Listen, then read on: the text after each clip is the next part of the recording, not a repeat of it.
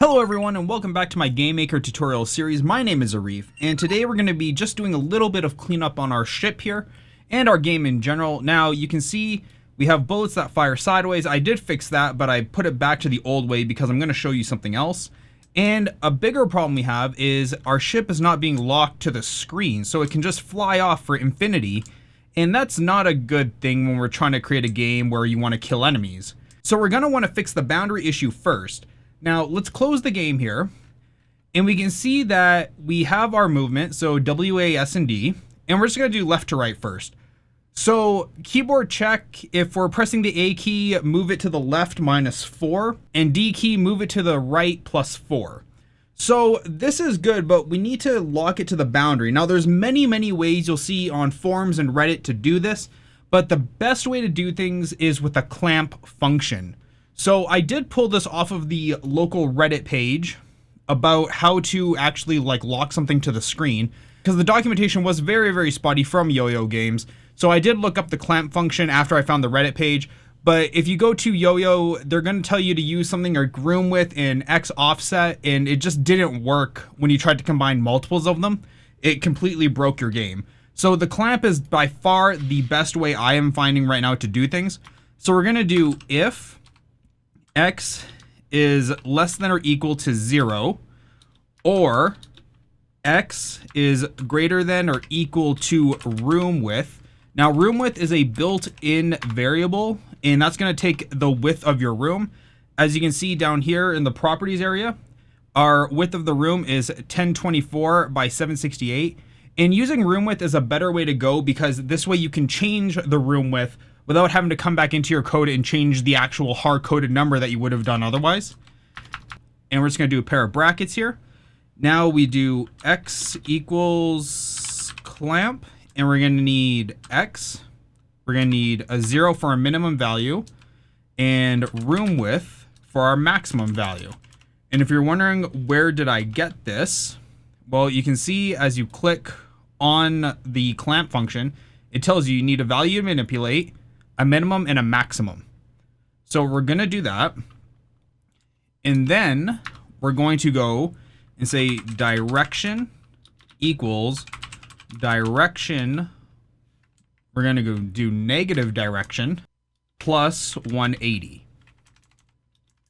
And this is going to lock it to our screen. So now let's go and click save. And let's hit the play button and see if that locks our character to our screen. So moving to the left, he's locked. And let's move to the right.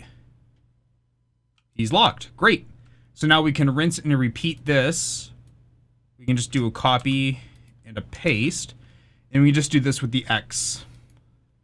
So let's do Y and Y and change this to height.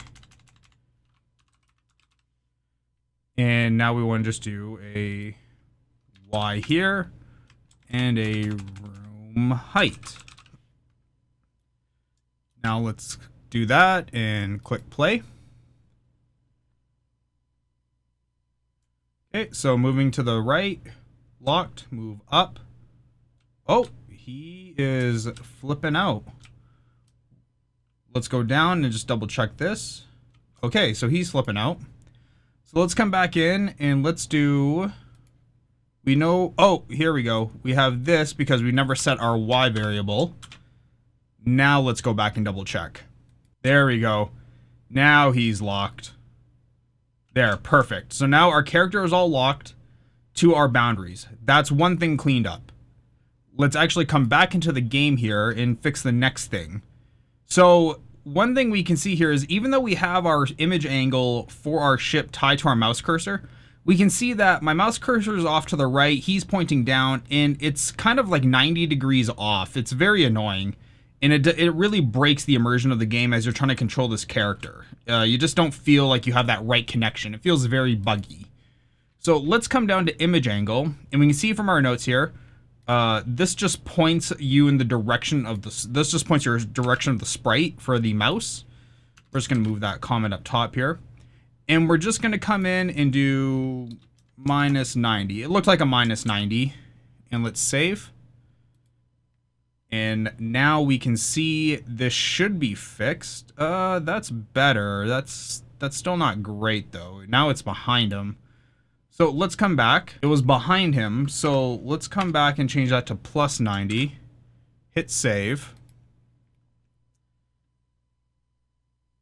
And that's better. That is much, much better.